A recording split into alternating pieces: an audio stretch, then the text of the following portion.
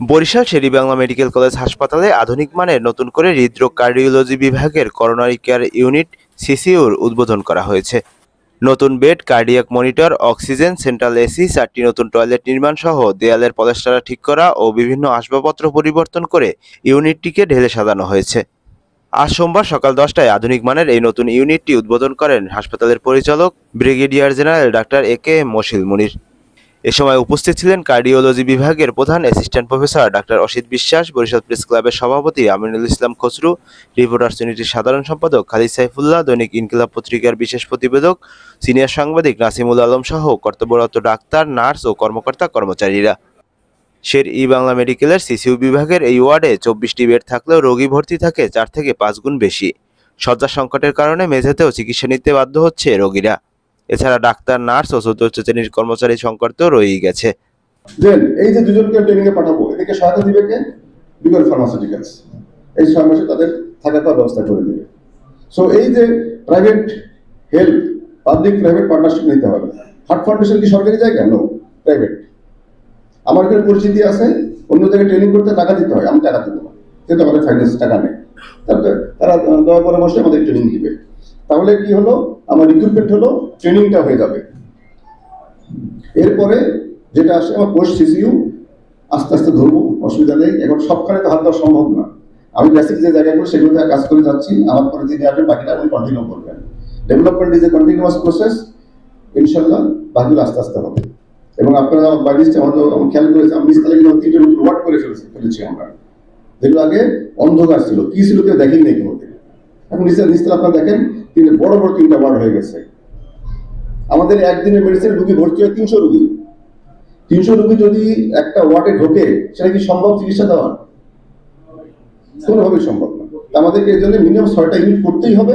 এবং আমরা সিদ্ধান্ত নিয়েছি আমরা একই দিন 2টা ইউনিট অ্যাডমিশন দিব, দেশ এরকম ভাবে।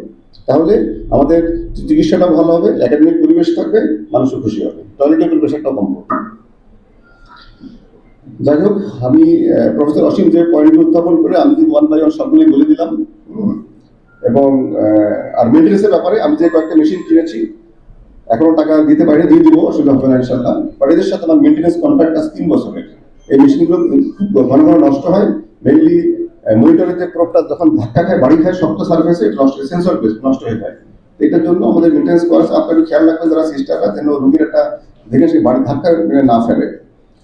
আর চমৎকার স্ট্যান্ড পাওয়া যায়, একটা স্ট্যান্ডের দাম প্রায় 20,000 টাকার উপরে, 25,000 টাকার মতন। আমি এই মুহূর্তে আমার সক্ষমতা নাই, এই জন্য করতে পারি নাই। বাট আস্তে আস্তে হবে ইনশাল্লাহ। 10টা করে কিনলেই 2 বছর হয়ে যাবে।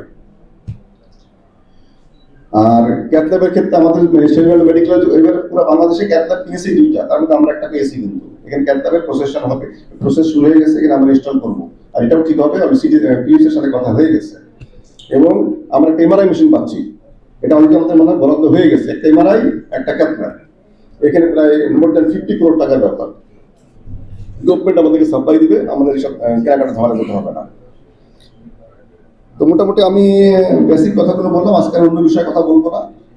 তো কার্ডিওলজি নিয়ে আমরা যদি একটু সেফ মানে ভালো কাজ করতে পারি, আপনাদের সবার জন্য ভালো হবে এবং আপনাদের ঢাকামুখীতে অনেকখানি কমে যাবে।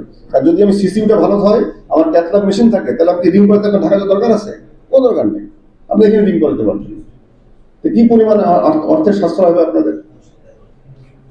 তো ঠিক আছে, আপনারা সবাই সহায়তা করবেন, আমাদেরকে বিভিন্ন তথ্য দিয়ে সহায়তা করবেন, মানুষকে সচেতন করে সহায়তা করবেন, যাতে আমরা সুন্দরভাবে রোগী এবং রোগীর সাথে যারা আসে এদেরকে আমরা সুন্দর মতো মেনটেন করতে পারি। সেখানে যেন আমাদের উপরে কোনো ধরনের অ্যাগ্রেসিভ বা আক্রমণাত্মক কোনো কার্যক্রম না হয়, এদিকে আপনারা খেয়াল রাখবেন।